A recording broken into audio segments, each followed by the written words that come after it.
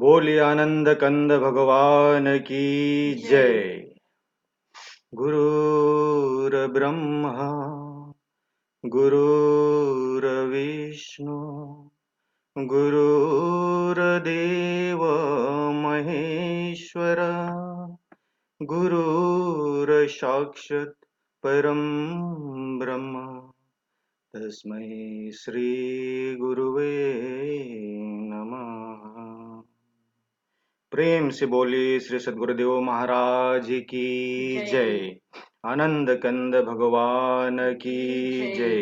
जग जननी श्री माता जी की जय। मानव धर्म की जय।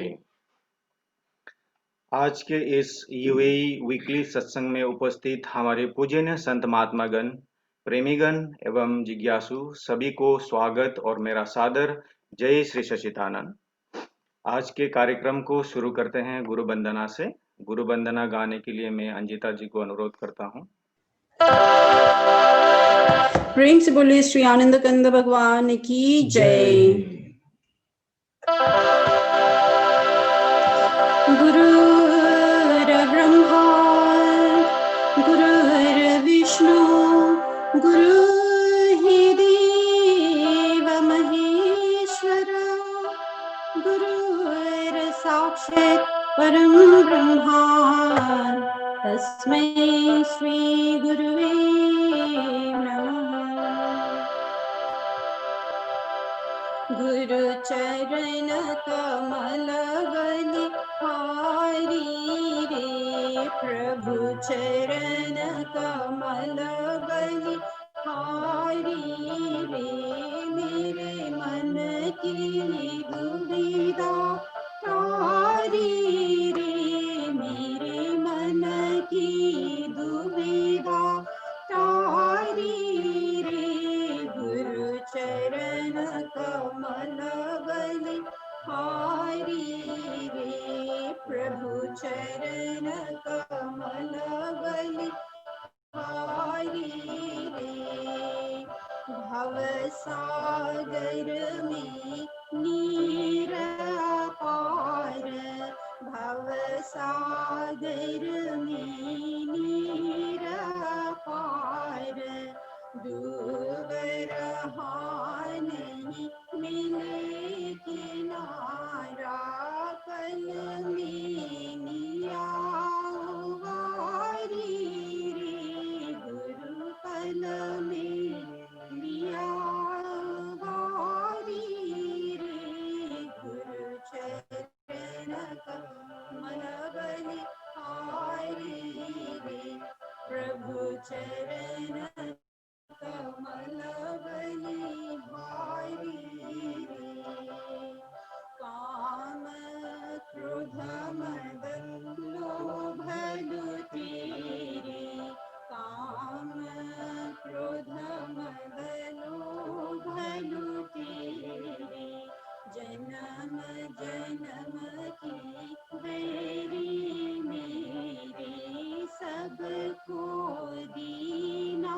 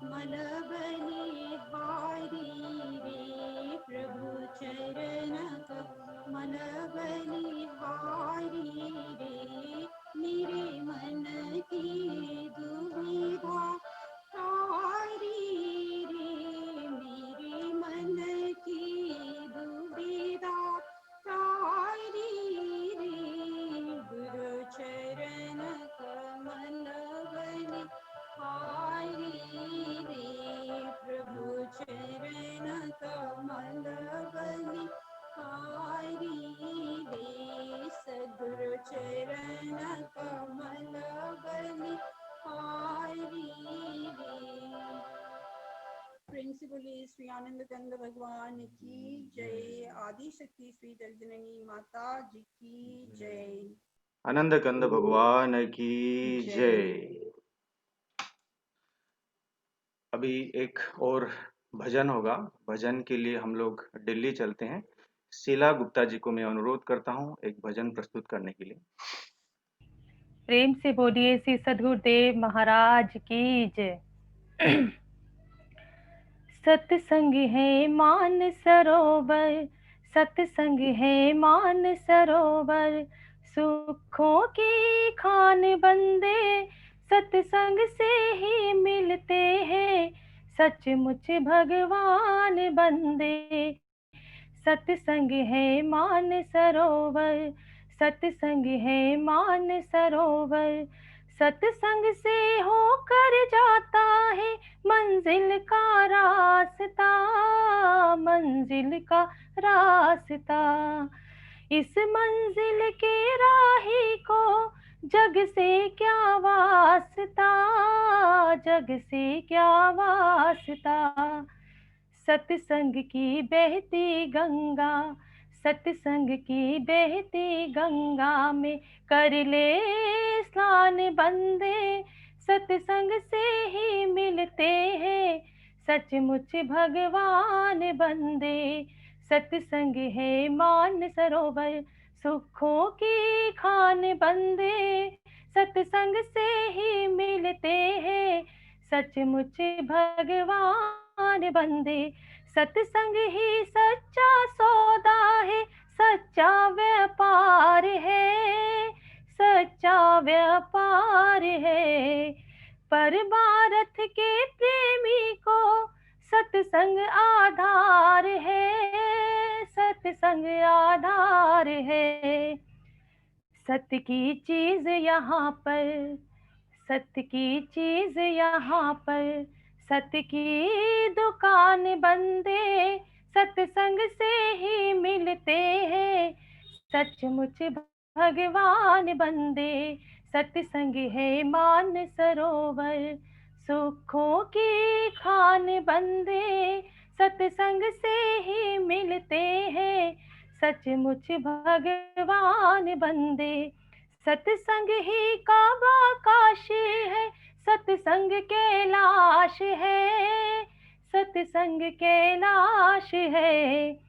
सत्संग का फूल श्रद्धा है और फूल विश्वास है, और फूल विश्वास है। सत्संग ही है भगवान, सत्संग ही है भगवान की मुरली की तान बंदे, सत्संग से ही मिलते हैं, सचमुच भगवान बंदे। सत्संग है मान सरोवर, सुखों की खान बंदे, सत्संग से ही मिलते हैं, सचमुच भगवान बंदे। दुर्लभ है जिसको ढूंढना तप बल के जोर से, तप बल के जोर से। वो खुद ही खिंचे आते हैं सत्संग की डोर से, सत्संग की डोर से। सत्संग से ही धुलता है, सत्संग से ही धुलता है मन का विकार बंदे, सत्संग से ही मिलते हैं, सचमुच भगवान बंदे। सत्संग है मान सरोवर, सत्संग है ज्ञान सरोवर, सुखों की खान बंदे, सत्संग से ही मिलते हैं सचमुच भगवान बंदे। सत्संग है मान सरोवर, सत्संग है मान सरोवर। प्रेम से बोलिए श्री सद्गुरुदेव महाराज की जय। आनंद कंद भगवान की जय। जय। शिल्पा गुप्ता जी को अति सुंदर भजन प्रस्तुत करने के लिए बहुत बहुत धन्यवाद। अभी सत्संग होगा। सत्संग के लिए हम लोग ऑस्ट्रेलिया चलते हैं। हमारे पूज्य महात्मा अंगिरा बाई जी को मैं अनुरोध करता हूं अपना सत्संग विचार रखने के लिए। अज्ञानतिमिरान्धस्य ज्ञानाञ्जनशलाकया चक्षुरुन्मिलितं येन तस्मै श्रीगुरवे नमः। मैं अपराधी जन्म का, मेरे नख शिख भरा विकार, तुम दाता दुख भंजना, मेरी करो संभाल।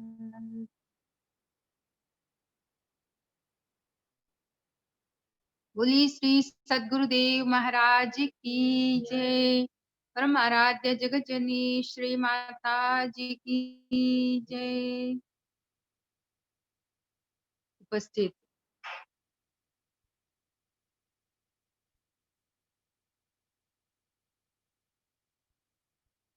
प्रेमी सज्जनों, आदरणीय माताओं तथा बहनों, हर शुक्रवार की तरह आज भी हम सभी लोग ये सुंदर सत्संग के द्वारा जुड़ करके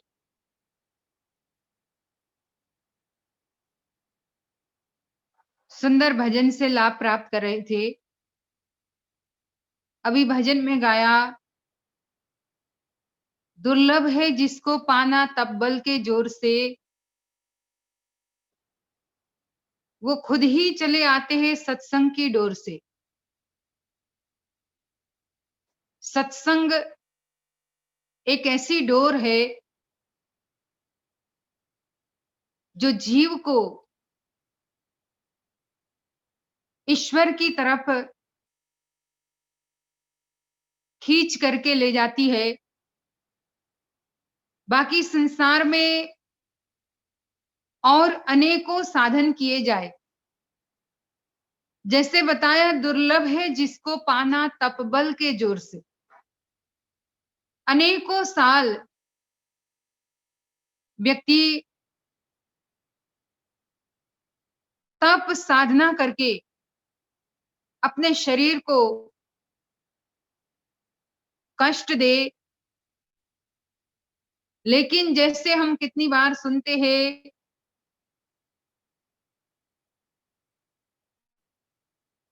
कि कितना भी तप कर लिया, कितना भी वेद अध्ययन कर लिया,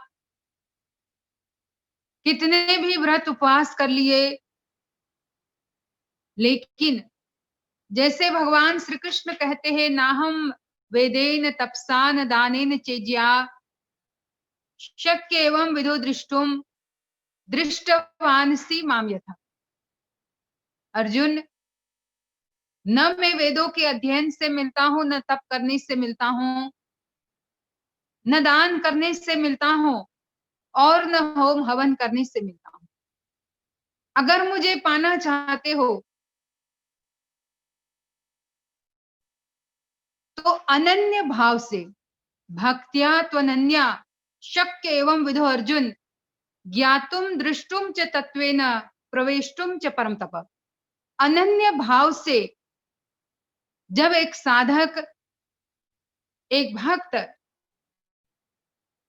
मुझे पुकारता है, मुझे बुलाता है, तो मैं उनकी तरफ दौड़ा दौड़ा चला जाता हूं। पर उसके लिए सबसे पहले मुझे तत्व से पहचानना पड़ता है। ज्ञातुम दृष्टुम च तत्वेन प्रवेष्टुम च परम तप। जब तक परमात्मा को तत्व से नहीं जाना जाता, तब तक जीव अनेकों साधन कर ले। अग्रे वहिना पृष्ठे भानो रात्रो चिबुक समर्पित जानो करतल भिक्षा तरुतल वासस तदपि न मुंचित आशा पास। भज गोविंदम भज गोविंदम भज गोविंदम मूढ़मते। आदि गुरु शंकराचार्य जी कहते हैं कि अग्रे वहिना पृष्ठे भानो, अपने आगे गर्मी के सीजन में पूरे 40-50 डिग्री गर्मी में व्यक्ति अपने आगे आग जला करके उसके सामने बैठ करके शरीर को तपाए, पीछे सूर्य का तेज ताप पीठ पर पड़े, इस तरह से पीठ को सेके, रात भर घुटनों के बल बैठ करके ठिठुरती हुई ठंडी में जंगल में पेड़ के नीचे ही पूरी रात गुजार दे,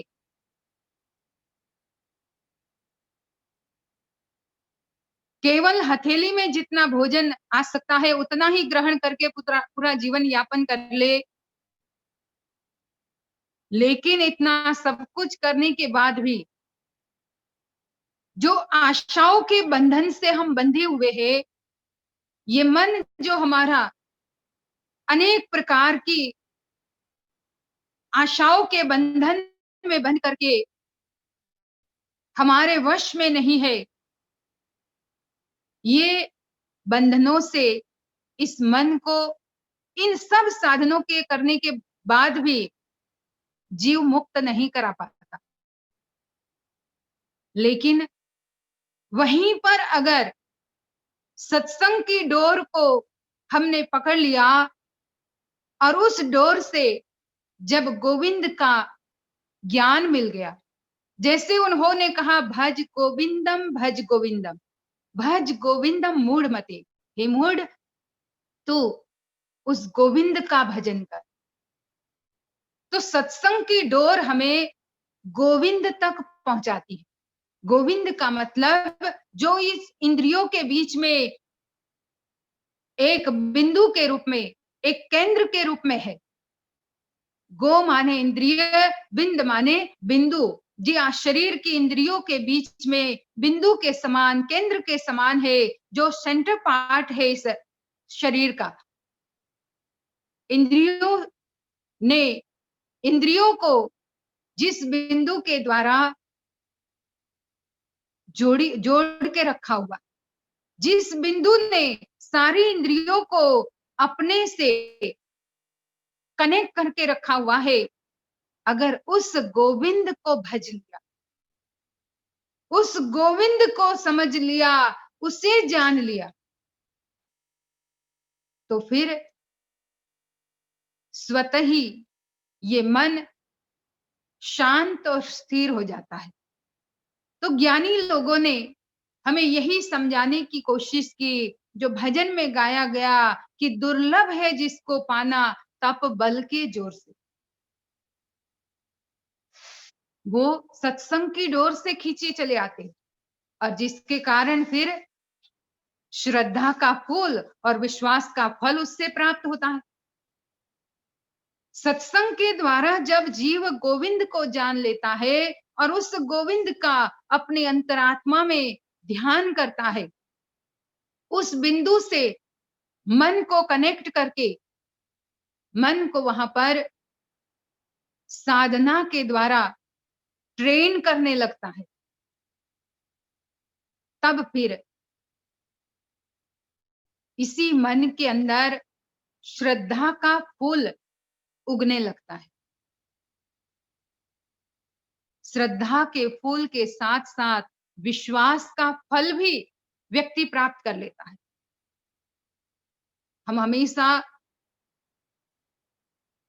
प्रार्थना में गाते हैं, भवानी शंकरो वंदे श्रद्धा विश्वास रूपिणो। जो श्रद्धा और विश्वास के रूप है, भवानी और शंकर जो श्रद्धा और विश्वास के रूप है, जहां भवानी शक्ति के रूप का प्रतीक है और शंकर उस सत्य के रूप का प्रतीक है। तो वही श्रद्धा और विश्वास रूपी फूल और फल को एक भक्त तभी प्राप्त कर सकता है जब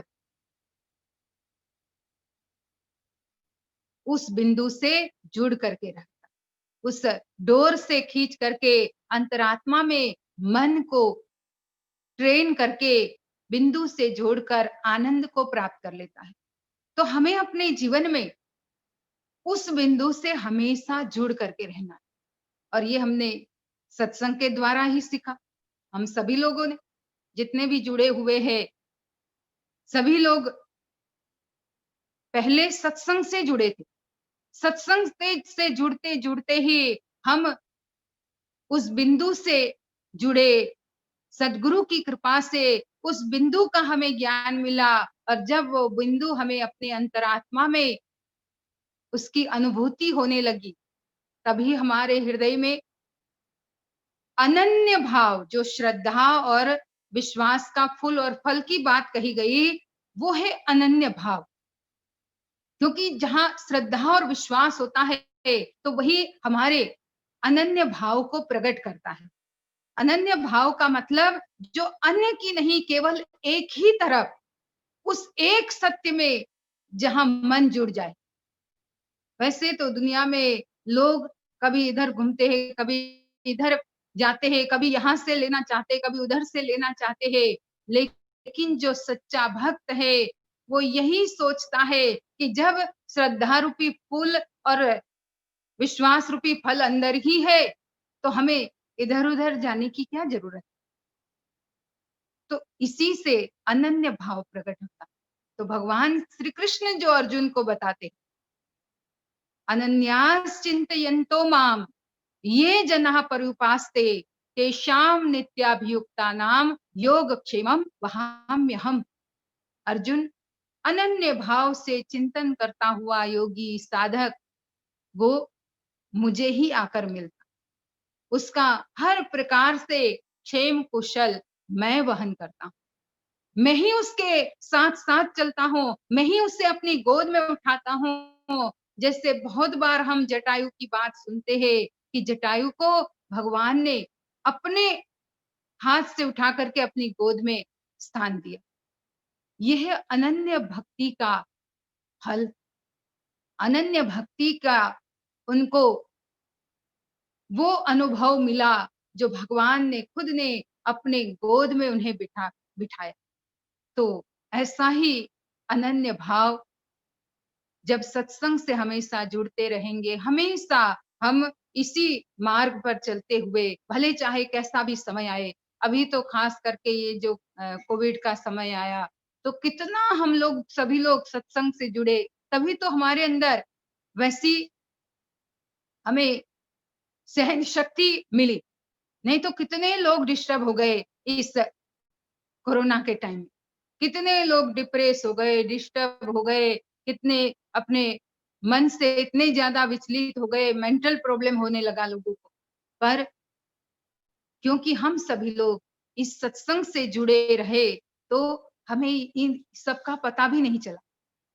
कहने का मतलब कि हम बस यही मार्ग से हमेशा जुड़ करके मन को उस बिंदु तत्व में जोड़ करके अपने अंतरात्मा में उस फूल और फल का आनंद ले।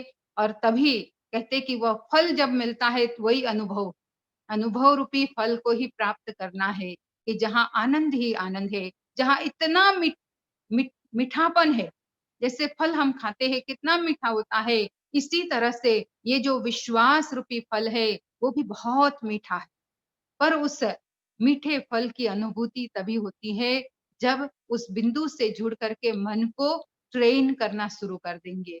तो यही मैं कहूंगी कि हम सभी लोग इसी से जुड़ करके अपने मनुष्य जीवन को सफल और सार्थक बनाए। आगे महात्मा जी का भी सत्संग है, तो मैं बहुत ज्यादा लंबा नहीं खींच रही हूँ। बोली श्री सद्गुरुदेव महाराज की जय। परम आराध्य जगत जननी श्री माता जी की जय। आनंद कंद भगवान की जय। भाई जी की अति मार्मिक सत्संग विचारों के लिए बहुत बहुत धन्यवाद भाई जी को। हमारे साथ आज विभिन्न स्थानों से, विभिन्न आश्रमों से संत महात्मागण जुड़े हुए हैं। नेपाल काठमांडू आश्रम से हमारे महात्मा पूजनीय महात्मा चमेली बाई जी को भी बहुत बहुत स्वागत और अभिनंदन करना चाहते हैं। और आसाम से महात्मा अक्षरानंद जी, उनको भी बहुत बहुत स्वागत और प्रणाम। और तनहू पोखरा से भी महात्मा कृपालानंद जी और महेंद्र नगर आश्रम से महात्मा गिरीबाई जी भी जुड़े हुए हैं, उनको भी मैं स्वागत और अभिनंदन करता हूं। अभी एक भजन होगा, भजन के लिए हम लोग काठमांडू चलते हैं।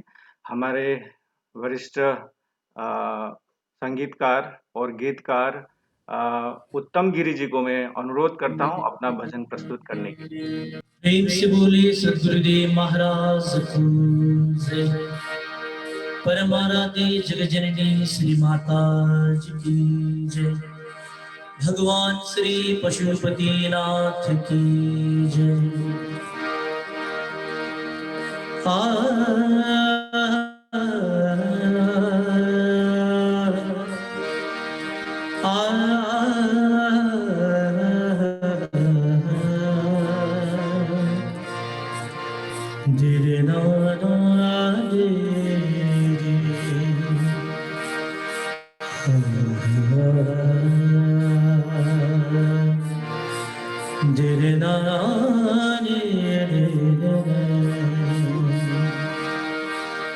गुरु बिना कौन बतावे बात।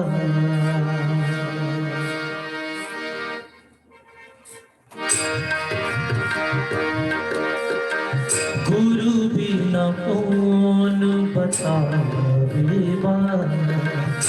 गुरु बिना कौन बतावे बात। बड़ा विकट यमधार, बड़ा विकट यमधार। गुरु बिना कौन बतावे बात। गुरु बिना कौन बतावे बात।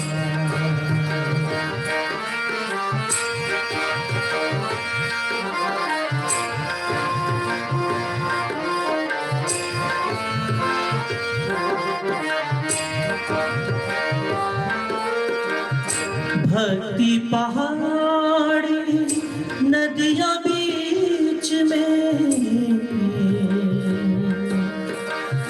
भक्ति पहाड़ी नदियां बीच में अहंकार की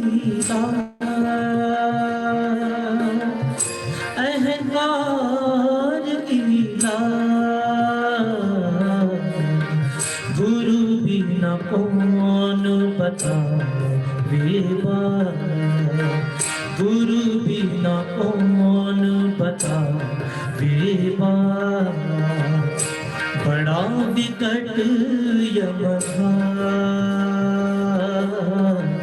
गुरु बिना कौन बतावे बात।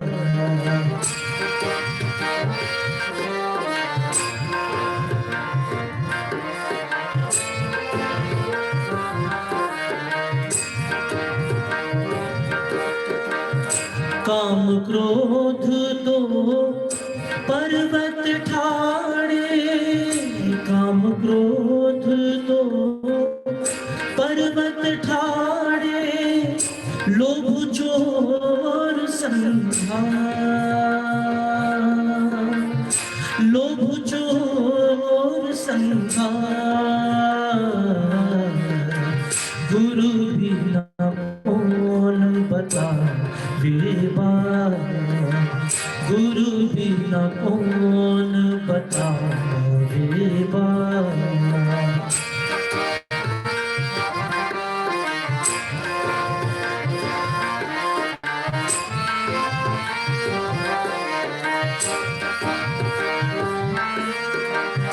मदमक्षर का मेघा बरसत, मदमक्षर का मेघा बरसत, माया पवन बह जाए, माया पवन बह जाए, गुरु बिना कौन बतावे बात, गुरु बिना कौन बतावे बात, बड़ा विकट यमघा, गुरु बिना कौन बतावे बात।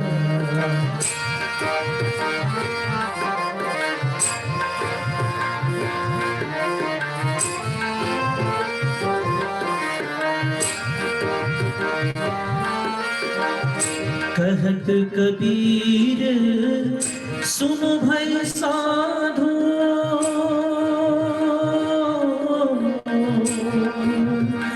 कहत कबीर,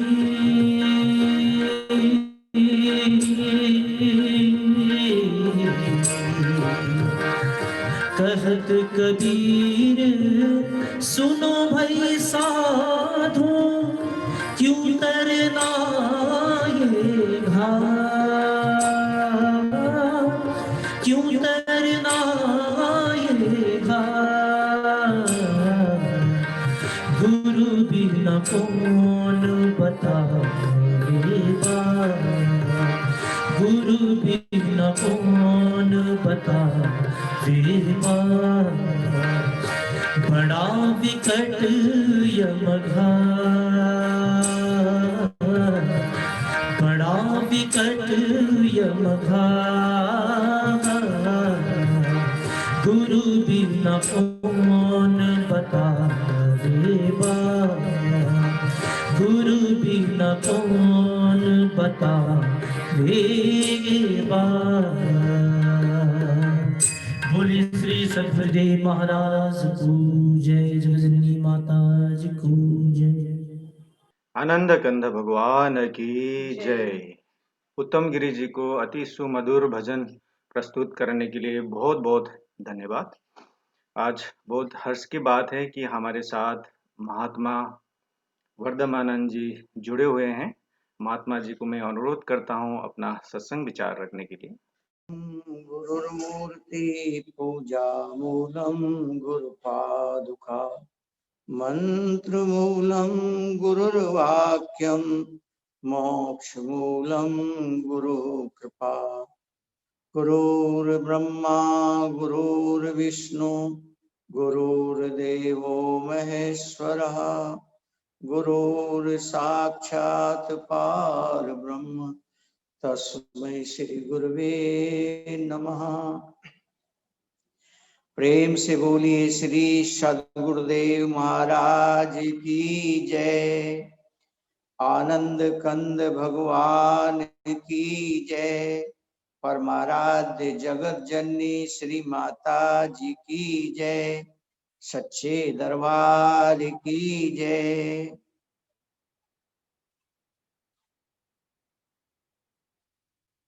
परम सम्मानित पूजनीय महात्मा जी और भाई जी गणों, प्रेमी भाइयों बहनों, परम पिता परमेश्वर की अपार अनुकंपा होती है तब सत्संग प्राप्त होता है, क्योंकि सत्संग से विवेक पैदा होता है।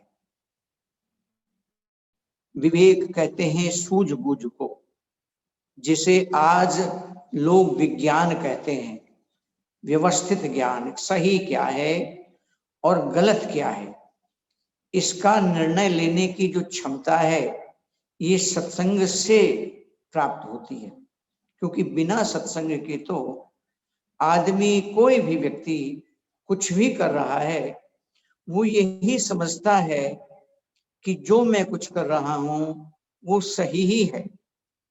एक चोर व्यक्ति चोरी करता है तो चोर यही समझता है कि चोरी का काम अच्छा है। जिस दिन उसे ये समझ आ जाएगी कि चोरी का काम खराब है, उस दिन चोरी करना बंद कर देगा। एक डकैत व्यक्ति डाका डालता है तो वो यही समझता है कि डाके का काम बहुत अच्छा है, खूब सारे पैसे एक साथ आ जाते हैं। एक जेब कतरा जेब काटता है तो वो भी यही समझता है कि जेब काटने का काम बहुत अच्छा है। कोई घूस लेता है वो भी यही समझता है घूस लेना अच्छा है। कोई व्यभिचार करता है वो भी यही समझता है कि व्यभिचार करना अच्छा है। दुनिया में जितने भी खुराफाती कर्म हैं, वो कोई भी व्यक्ति ये नहीं समझता कि ये गलत है और ये मुझे नहीं करना चाहिए। ऊपर से झूठ मूठ में जरूर कह देता है अजी साहब गलत है। इसलिए भाइयों, क्योंकि कर्म, लेकिन अगर उसे ये समझ में आ जाए कि जो मैं कर रहा हूं वो मैं अपने ही लिए कर रहा हूं, क्योंकि कर्मों के सिद्धांत बड़े अकाट्य हैं। खेत में गेहूं बोएंगे तो गेहूं पैदा होगा, चना बोएंगे चना पैदा होगा, बाजरा बोएंगे बाजरा पैदा होगा, ज्वार बोएंगे ज्वार पैदा होगा।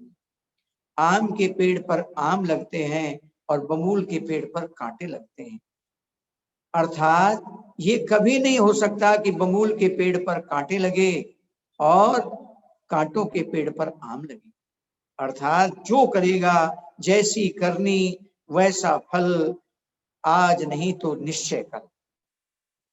इसलिए भाइयों, अब कर्मों में भी, कर्मों के पीछे कर्म से भी ज्यादा जो महत्वपूर्ण बात है वो आदमी की भावना का, आदमी के उद्देश्य का महत्व है कि आदमी किस उद्देश्य के लिए, किस भावना के लिए कर रहा है।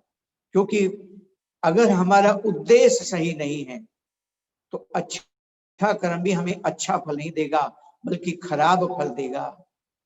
और अगर हमारा उद्देश्य अच्छा है और हमसे बाई चांस गलत काम भी हो जाए तो उस कर्म का फल भी हमें अच्छा मिलेगा। आप सोच रहे होंगे महात्मा जी ने तो बड़ा घुमा दिया। नहीं भाइयों, मैं आपके सामने उदाहरण देता हूं। मैं आपसे पूछता हूं कि भगवान को खुश करना अच्छा काम है या बुरा काम है? आप सभी कहेंगे भगवान को खुश करना तो अच्छा काम है। अगर भगवान को खुश करना अच्छा काम है तो भगवान खुश होते हैं तभी वरदान देते हैं। और रावण ने, कुंभकर्ण ने, वेगनाथ ने, हिरण्याकश्यप ने, होलिका ने, भस्मासुर ने, इन्होंने भगवान को खुश करके वरदान प्राप्त किए, लेकिन इनके उद्देश्य अच्छे नहीं थे, इनकी भावना अच्छी नहीं थी। अच्छा काम करने के बाद भी ये राक्षस कहलाए और आज तक इनके पुतले जलाए जाते हैं। होलिका का पुतला जलाया जाता है, रावण का, कुंभकर्ण का, वेगनाथ का, इनके पुतले जलाए जाते हैं। क्यों? कि कर्म तो इनके अच्छे थे लेकिन इनका उद्देश्य अच्छा नहीं था। उद्देश्य था कि समाज मेरे मातेत रहे, समाज मेरे अधीनस्थ रहे, समाज हमारा गुलाम रहे। और भिलनी ने झूठे बेर खिला दिए, लेकिन भिलनी का उद्देश्य प्रभु के मुंह का जायका खराब ना हो जाए, भगवान को मीठे मीठे बेर खिलाऊं, इसलिए चक चक करके रखे। इसलिए जब भगवान राम कहते हैं भिलनी और बेर है तो और बेर दो, कहा प्रभु सब चक चक करके रखे। एक कवि अपनी कविता में कहता है कि बेर बेर बेर दे, सुबेर बेर बेर बहु, रसिक बिहारी कहे बंधु देत फेर फेर, चाक चाक भाषे ये तो ताहू ते महान मीठे, लेहू तो लखन यूं बखानते हैं फेर फेर। सबरी सुबेर बेर, सबरी सुबेर बेर, बेर देव बेर देव बेर देव फेर फेर। हे बिलनी, बहुत स्वादिष्ट बेर है, लक्ष्मण खाकर देख कितने स्वादिष्ट हैं, और बेर है तो सबरी और बेर दो, और बेर दो। क्यों?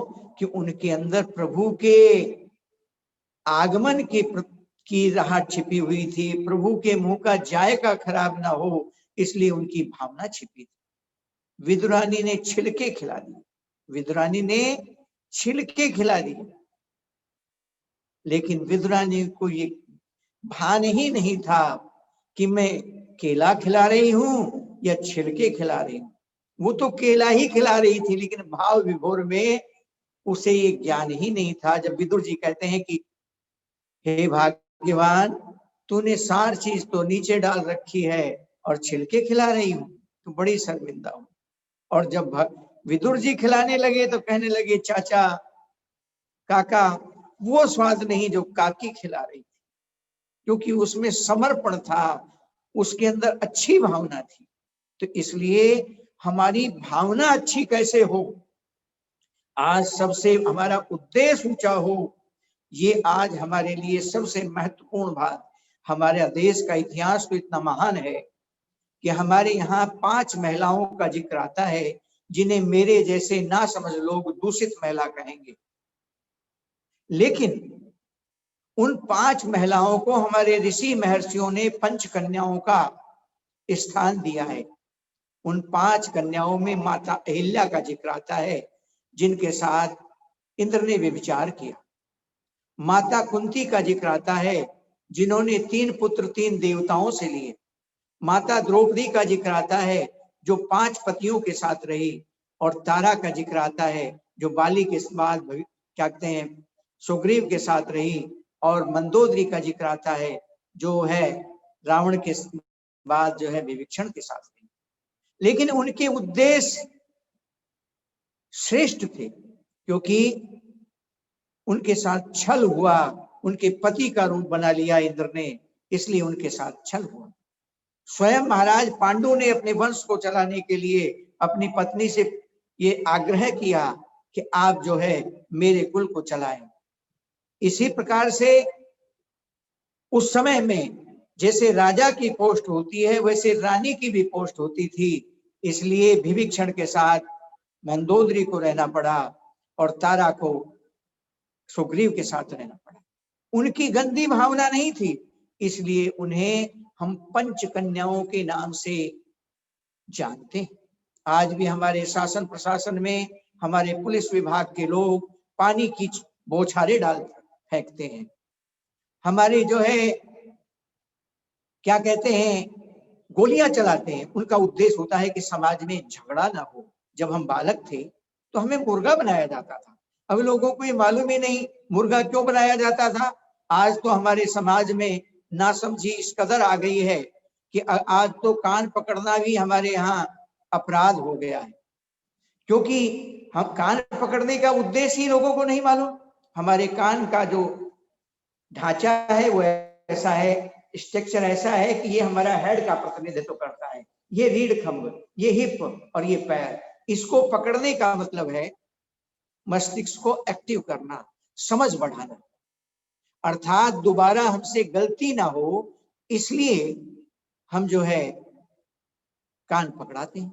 ये दंड नहीं है, क्योंकि गुरु और शिष्य के बीच में दंड की प्रक्रिया नहीं है।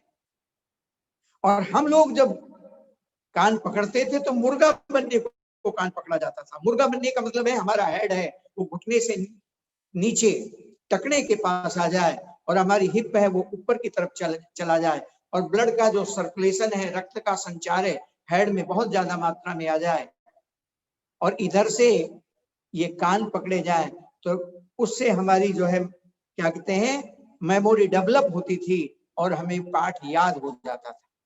लेकिन आज ये अपराध हो गया। आज ये माँ इसीलिए बच्चे को डांटती थी ताकि बच्चा अच्छा बने। स्कूल में विद्यार्थियों को इसीलिए टीचर लोग डांटते थे ताकि जो है विद्यार्थी बुद्धिमान बने। इसलिए कर्म का जो उद्देश्य है वो गौण हो गया और कर्म दिखाई देता है। पुलिस किसी भी अपराधी को मारती है तो ऐसे मारती है, कपड़ों पर जोर से आवाज हो ताकि दूसरे के अंदर दहशत पैदा हो जाए, लेकिन वो मारती नहीं है, वो केवल उसे डराती है ताकि वो अपराध ना करे। इसलिए आज हमारा उद्देश्य कैसे ऊंचा हो, और सच्चाई तो कर्म जो निष्काम कर्म है वो तो कुछ और ही है। कर्म तो गौण है, मुख्य तो उसमें भावना ही है। अगर मैं ऐसी बात कहूंगा तो आप लोगों को बड़ा अटपटा लगेगा। कर्म कोई अच्छा बुरा नहीं, सभी कर्म अगर सृष्टि में कोई चीज अच्छी बुरी ही हुई होती तो सृष्टि के निर्माता इन बुरी चीजों का निर्माण क्यों करते? इसलिए सृष्टि में सब चीज, बस उसके गुण का ज्ञान हमें नहीं है। हालांकि उसमें गुण भी है और दोष भी है, लेकिन हमें उसके गुण का ज्ञान नहीं है। इसलिए भाइयों, कोई कर्म अच्छा बुरा नहीं है। उस कर्म के अंदर, उसी कर्म में अगर हमारा उद्देश्य और भावना गंदी है तो वही कर्म हमारे लिए नुकसानप्रद है, कष्ट देने वाला है। अगर उसी कर्म के अंदर कर्म के उद्देश्य अच्छा है, भावना अच्छी है, तो वो कर्म जो है हमारे लिए श्रेष्ठ है, हमें लाभ पहुंचाने वाला है। मैं उदाहरण देता हूं। एक आतंकवादी समाज में आतंक फैलाने के लिए गोलियां चलाता है, लोगों को मारता है, क्योंकि उसका उद्देश्य है समाज को दुख देना। तो एक गति का नियम है कि हर क्रिया की प्रतिक्रिया है, every action has an equal and opposite reaction. उसने दूसरे को दुख दिया तो उसे दुख मिलेगा, पकड़ा जाएगा, जेल में जाएगा। और एक देश का सिपाही आजकल लगभग 6 महीने से ज्यादा, 7 महीने हो गए, मई के महीने से हमारे देश के लगभग 50,000 सैनिक लद्दाख के अंदर तैनात है और वहां -30-40 डिग्री टेम्परेचर तक है। लेकिन चूंकि उनका उद्देश्य समाज की रक्षा करना है, आतताइयों को मारना है, तो एक सिपाही जब वही गोलियां चलाता है, लोगों को मारता है समाज की रक्षा के लिए, उसका उद्देश्य श्रेष्ठ है समाज की रक्षा करना, तो उसे सम्मान मिलता है। आम सिपाही जब वहां पर जाता है तो उसकी तनख्वाह में बढ़ोतरी हो जाती है, उसको रैंक की बढ़ोतरी हो जाती है कि उसको ऊंचे रैंक से पुकारा जाता है। इसलिए भाइयों, केवल उद्देश्य की बात है। दोनों ने गोलियां चलाई, एक ने दुख देने के लिए गोली चलाई तो उसे दुख मिलेगा, एक ने आनंद, समाज को सुखी बनाने के लिए गोलियां चलाई तो उसे सम्मान मिलता है, उसे पैसे मिलते हैं। एक डॉक्टर होता है और एक लुटेरा होता है, रात को अंधेरे के अंदर आपके पेट को फाड़ देता है आपको लूटने के उद्देश्य से। क्योंकि आपको दुख देने के उद्देश्य से उसने आपको चाकू मारा है, पेट फाड़ा है, इसलिए उसको दुख मिलेगा। और एक डॉक्टर होता है जो टेबल पर लिटाता है और लिटाने के बाद आपके पेट का ऑपरेशन कर देता है और ऑपरेशन करने के बाद फिर सील देता है। उसने भी पेट फाड़ा, उसने भी पेट फाड़ा, लेकिन एक का पेट फाड़ने का उद्देश्य आपको लूटना था, दुख देना था, तो उसे दुख मिलेगा, जेल में जाना पड़ेगा। एक का उद्देश्य उसके दुख का हरण करना था तो उसे सम्मान मिलेगा और पैसे मिलेगा। इसलिए हमारा उद्देश्य क्या है? अगर हमारा उद्देश्य ऊंचा हो, रामचरितमानस में एक चौपाई आती है, कलिकर एक पुनीत प्रतापा, मानस पुण्य होए नहीं पापा। कलयुग का एक पुनीत प्रताप है, लेकिन हमारी ना समझी है जो हमें इस पुनीत प्रताप से वंचित रखती है। और वो पुनीत प्रताप क्या है कि कलयुग में अच्छा कर्म के लिए अगर आपने सोच लिया है मन से, तो उस अच्छे कर्म का पुण्य आपको मिल जाएगा। लेकिन बुरे कर्म के लिए मन से सोच लिया है और शरीर से किया नहीं है, तो उस बुरे कर्म का मन से सोचे हुए का नुकसान नहीं होगा, दंड नहीं मिलेगा। कितनी आसान सी बात है। हम अच्छी सोचे समाज हित के लिए, परमार्थ के लिए, परोपकार के लिए, लोगों के भले के लिए, लेकिन ना, हमारा ये शैतान मन दूसरों से ईर्ष्या करेगा, द्वेष करेगा, अवगुण देखेगा, ये करेगा, हम उसका लाभ नहीं उठाते। इसलिए आज हमारे समाज में जो सबसे बड़ी आवश्यकता है वो ये है कि आज समाज की सोच उन्नत कैसे हो, आदमी के उद्देश्य श्रेष्ठ कैसे हो, आदमी की भावना उत्तम कैसे हो। और इसे जानने के लिए अब भावना किससे पैदा होती है? मन से। अगर मन हमारा अपवित्र है तो भावना अपवित्र होगी, और मन हमारा पवित्र है तो हमारी भावना पवित्र होगी। इसलिए भाइयों, जैसे हवा में ना अपना दुर्गुण है, दुर्गंध है, ना अपनी सुगंध है। हवा फूल फुलवाड़ी से गुजरती है, बगीचों से गुजरती है तो खुशबूदार हो जाती है, जिसको हम कहते हैं शीतल मंद सुगंध आ रही। यही हवा यूरिनालय और शौचालय से गुजरती है तो अपने साथ बदबू ले लेती। ऐसे ही हमारा मन अगर पवित्र चीज के साथ जुड़ जाए तो मन पवित्र हो जाएगा, लेकिन अगर मन विषय वासनाओं के साथ जुड़ जाए तो मन विषयी हो जाएगा, अपवित्र हो जाएगा, बोझल हो जाएगा, बीमार हो जाएगा। इसलिए श्री गुरु महाराज जी समाज का एक्चुअली उत्थान करने के लिए कि समाज की सोच कैसे ऊंची बढ़ो, समाज के उद्देश्य कैसे हो, कहते हैं कि हे भाई, उस पवित्र चीज से अपने मन को जोड़। इसलिए भगवान शंकर भी कहते हैं गिरजा संत समागम समन लाभ कछुआन, संतों के समान कभी कोई लाभ है ही नहीं। क्योंकि संत क्या है, हमारे मन को ऊर्ध्वमुखी करना चाहते हैं, हमारी सोच को ऊंचा उठाना चाहते हैं। भाइयों, जैसे प्रकाश दो चीजों का मिलाप है, एक विद्युत है और एक क्या कहते हैं बल्ब है, ऐसे ही हमारा जीवन भी दो चीजों का मिलाप है। एक हमारा शरीर है और एक हमारे शरीर में जीवन शक्ति है। जीवन शक्ति पवित्र है तो हमारा शरीर भी पवित्र है। जीवन शक्ति शरीर से निकल गई तो शरीर मुर्दा हो गया, कोई छूना भी पसंद नहीं करते, तन कोई छूता नहीं, चेतन निकल जाने के बाद फेंक देते फूल को खुशबू निकल जाने के बाद।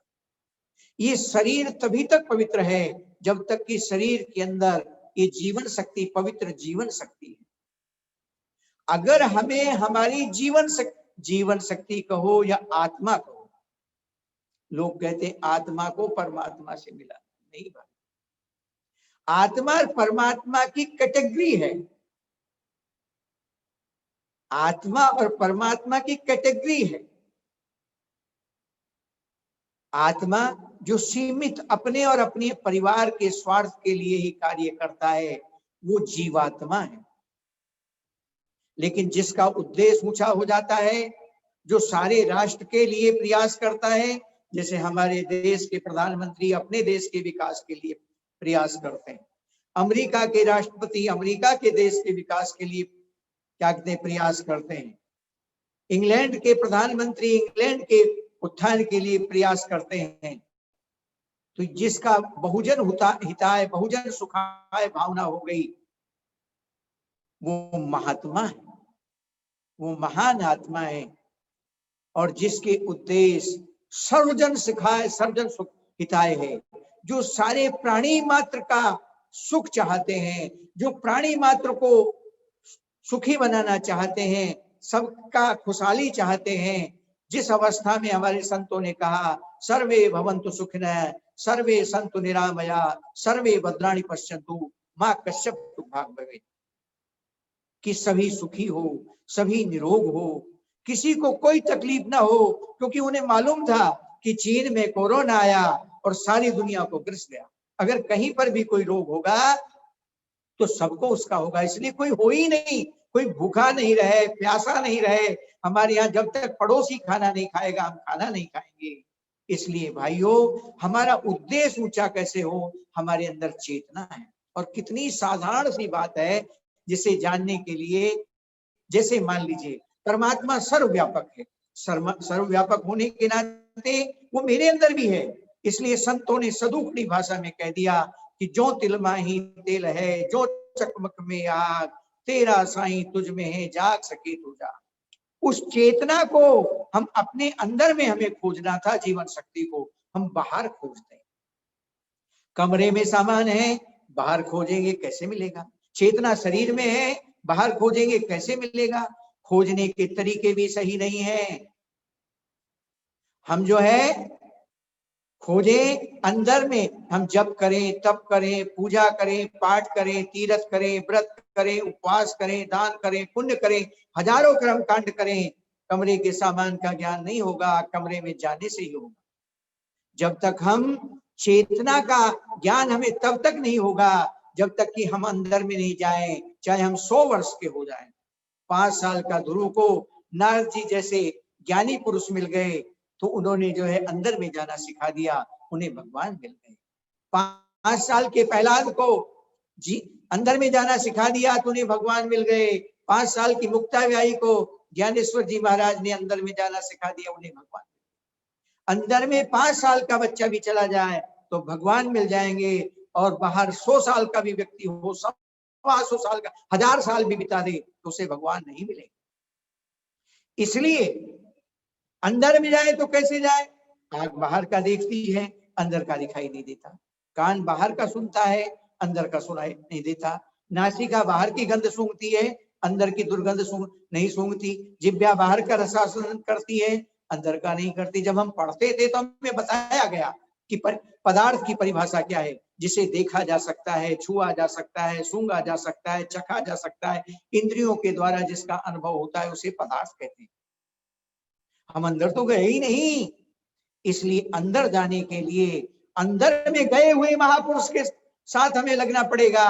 सदगुरुदेव महाराज हमें अंदर में जाना सिखाते हैं। अंदर में ये हमारे प्राण अंदर तक जाते हैं। अगर कितनी साधारण सी बात है, 2 साल के बच्चे से भी पूछा जाए कि बेटा तू नाक और मुंह बंद कर ले, तो कहेगा नहीं मैं मर जाऊंगा, ये मेरी जीवन शक्ति है। और बुढ़े बुढ़े कोई लठधारी, कोई मठधारी, किसी ने सारी इंद्रियां घिस मारी और समझ में नहीं आता कि भाई चेतना क्या है, जीवन शक्ति क्या है। इसलिए भगवान कृष्ण योगेश्वर थे। हनुमान जी ने ये सुमरण किया था, श्वासों का सुमरण, तुमरो भजन राम को भावे, जन्म जन्म को दुख विसरावे, ना से रोग हरे सब पीरा, जपत निरंतर भगवान कृष्ण ने ये ज्ञान दिया था, सर्वेषु कालेषु माम नृसिंह युद्ध से। इस्लाम में ये ज्ञान है, अलीदा पहला नंबर, अली दमदम दे अंदर, दमादम मस्त कलंदर। अगर है सुख मिलने का तो हरदम लो लगाता जा, पकड़ कर इश्क की झाड़ू। बाबा नानक ने ये अंदर में जाने का तरीका बताया था। उठत बैठत सोवत नाम, कह नानक जन सद के काम, मन मंदिर तन भेष कलंदर, घट ही तीरथ नामा, और एक शब्द हमारे प्राण बसत है, बहुर जन्म नहीं आ। हमारे यहाँ तो इतनी हमारे ऋषियों की महानता हुई रही है कि हमारे यहाँ एक ऐसी परपाटी लगा दिया कि कभी कभी तो आदमी के ध्यान उस तरफ जाएगा। इसलिए हमारे यहाँ कहते हैं भाई आरती करो, नित्य प्रति आरती करो। आरती में क्या लिखा है? ओम जय जगदीश हरे, हे जग के ईश तेरी जय हो, जो ध्यावे फल पावे, जो तेरा ध्यान करेगा उसे फल मिलेगा। दुख विन से मन का, मन की परेशानियां मिट जाएगी। किसका ध्यान करेंगे? तुम पूर्ण परमात्मा, जो पूर्ण परमात्मा है। हमें कैसे मालूम होगा कौन भगवान पूर्ण है? तुम अंतर्यामी। अंतर्यामी किसे कहते हैं? शराब का पीने वाला शराबी, जुए का खेलने वाला ज्वारी, योग का करने वाला योगी, त्याग का करने वाला त्यागी, और अंदर में आयाम करने वाला अंतर्यामी। वो पूर्ण परमात्मा हमारे अंदर में ही आयाम कर रहा है। कहां पर? तुम हो एक अगोचर सबके प्राणपति, वो सबके प्राणों को चला रहा है, प्राणनाथ है, वही अकाल पुरुष है। इस शरीर का काल आता है, उसका काल नहीं आता। और उसे क्या, उसका ज्ञान कराने वाला साधु है। विषय विकार मिटाओ, पाप हरो देवा, और श्रद्धा भक्ति बढ़ाओ, संतन की सेवा। कि हम उन संतों की सेवा करें तो संत हमें अंदर में जाने के लिए प्रेरणा देंगे, क्योंकि कहावत है करोगे सेवा पाओगे मेरा। लेकिन समाज में अज्ञानियों की तो लोग सेवा करते हैं, लेकिन ज्ञानी पुरुष की। इसलिए सदगुरुदेव महाराज जी हमें अंदर में प्राण आधार से जुड़ना सिखाते हैं, और जिसका मन उससे जुड़ गया उसका मन पवित्र हो गया। जब मन पवित्र हो गया तो मन का प्रोडक्शन, उत्पादन, विचार अच्छे हो गए। जब विचार अच्छे हो गए तो उसके कर्म ऑटोमेटिक श्रेष्ठ हो गए। वो किसी को नुकसान की बात सोच ही नहीं सकता। हमारे यहाँ समाज में कहावत है, मीराबाई सरफ के अंदर भी भगवान को देखती है। आगे मेरे कान्हा सरफ के लिबास में। नामदेव छिपी कुत्ते के अंदर भी भगवान को देखते हैं, कुत्ते के पीछे भी घी का कटोरा लेकर के जाते हैं। प्रभु रूखी मत खाओ, थोड़ा घी ले जाओ, मेरा तेरा एक नूर काहे को हजूर, तूने शकल बनाई है स्वाद की, घट घट में है झांकी भगवान की। ऐसे ही एक नाम एकनाथ जी गधे को त्रिवेणी का जल रामेश्वरम में पिला देते हैं। लोग कहते तुमने इतने पवित्र जल को गधे को पिला दिया, कि नहीं, मैंने तो भगवान शंकर को चढ़ाया है, क्योंकि ये शरीर में जीव ही शंकर है। देवो देवालय प्रोक्त है, सह जीव केवल शिव तज्जेत ज्ञानम निर्माल्यम प्रणव भावेत पूजित। हे भाई, ये देह ही देवघर है, इसमें चैतन्य ही शिव है, इसलिए इन प्राणों के साथ जुड़ करके प्राणाधार की चेतना का क्या पूजा करो। इसलिए भाइयों, माताओं, बहनों, श्री गुरु महाराज जी की हम पर अपार कृपा हो गई है, और अब इस समाज में ज्ञान प्रचार इतनी तेजी से फैलेगा हम सोच भी नहीं सकते, क्योंकि अब वो समय आ गया जिस समय की अभी तक की प्रतीक्षा थी, क्योंकि अब ये ज्ञान इतनी तेजी से फैलेगा, और इसके लिए हम ज्यादा से ज्यादा सत्संग रखें, ज्यादा से ज्यादा लोगों को सत्संग के लिए प्रेरित करें, और हम सेवा करें। इसलिए भाइयों, हम ज्यादा से ज्यादा क्या कहते हैं, सुमरण करें, भजन करें, चाहे देश में है चाहे विदेश में है।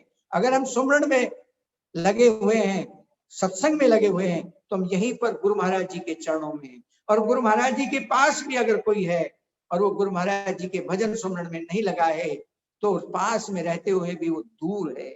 इसलिए भाइयों, खूब सुमरण करें, सेवा करें, और अपने जीवन को सुखी और खुशहाल बनाएं। सभी महात्मा जी और बहन जी लोगों को, भाई जी लोगों को, सभी प्रेमी भाइयों को फिर से मैं सादर प्रणाम करता हूँ। प्रेम से बोलिए आनंद कंद भगवान की जय। आनंद कंद भगवान की जय। जय। हमारे पूजनीय महात्मा वर्धमानंद जी को अति प्रेरणादायक सत्संग सुनाने के लिए बहुत बहुत धन्यवाद। आज के कार्यक्रम को यहीं पर अंत करते हैं गुरु वंदना से। मैं पूजनीय महात्मा अंगिरा बाई जी को अनुरोध करता हूँ, गुरु वंदना। बोले श्री सतगुरुदेव महाराज की जय। त्वमेव माता च पिता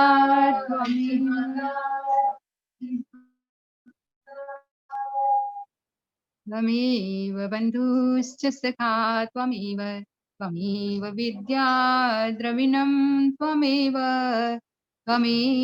सर्वं मम देव देव त्वमेव सर्वं मम देव देव त्वमेव सर्वं गुरुदेव देव भक्तिदान मोहि दीजिए गुरुदेवन के देव और नहीं कछु चाहिए निश दिन चरणन से बार बार वर मांग हर्ष देहु श्री रंग पद सरोज अन पायनी भक्ति सदा सत्संग आज भी आपका आशरा प्रभु कल भी आपकी आश घड़ी घड़ी माशरा शरण प्रणाम दास। हे मेरे नाथ, हे मेरे नाथ, आप अपनी आप सुधामय सर्वसमर्थ पतित पावनी अहेतु की कृपा से मानव मात्र के हृदय में विश्व बंधुत्व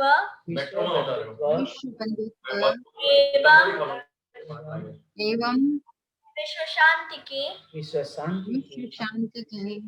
उदार भावनाओं को जागृत करे जिससे वे सुख दुख के बंधन से मुक्त होकर आपके पवित्र प्रेम का